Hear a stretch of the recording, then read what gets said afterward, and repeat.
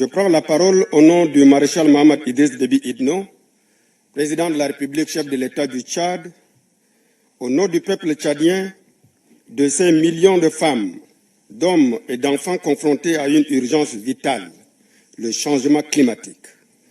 Le Tchad, pays sahélien au cœur de l'Afrique, incarne aujourd'hui la réalité du changement climatique.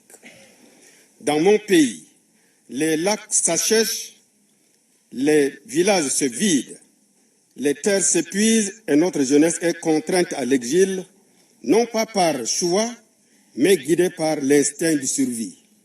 Le lac Tchad, autrefois mer intérieure qui nourrissait nos terres et nos communautés, dont dépend la vie de 30 millions d'âmes issus des 4 bassins des pays du bassin, a perdu en un demi-siècle plus de 90% de sa superficie.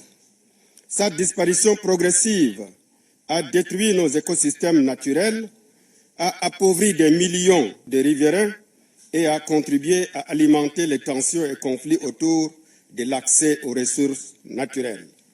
À cette épreuve climatique s'ajoute une autre menace tout aussi implacable, la menace persistante de la secte Boko Haram dans le bassin du lac Tchad.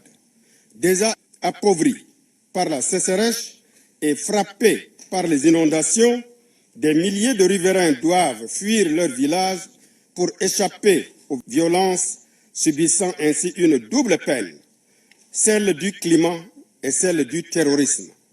Face à cette double peine, le Tchad ne peut lutter seul, et pourtant, nous agissons seuls. Notre contribution déterminée au niveau national, actualisée en 2021, illustre notre engagement à réduire nos émissions de gaz à effet de serre de 19,3% d'ici 2030 par rapport au scénario de référence, tout en renforçant notre résilience climatique. Actuellement, nous sommes en train de réviser notre CDN 3.0 pour mieux nous adapter et réduire nos émissions.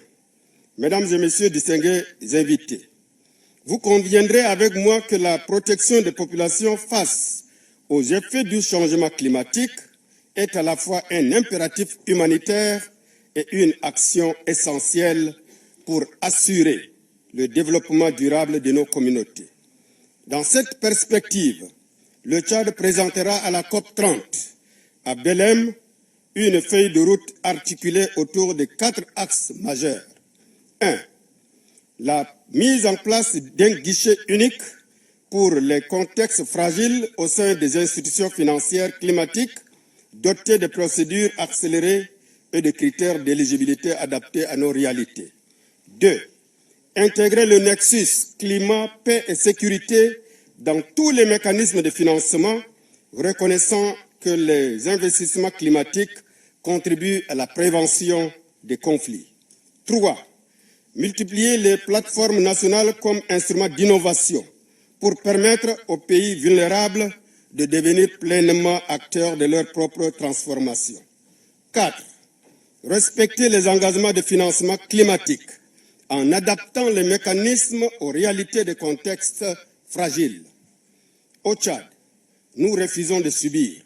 Nous continuons à agir pour la planète.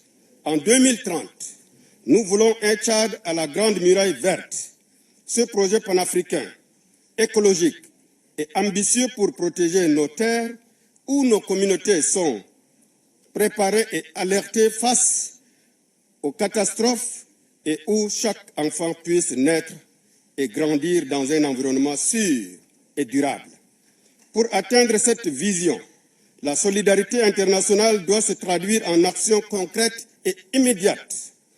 Ensemble, nous pouvons faire de la COP30 un tournant historique où l'ambition climatique devient le moteur de la croissance, l'encre des alliances stratégiques et la démonstration que le multilatéralisme fonctionne quand il est soutenu par l'ambition et la mise en œuvre.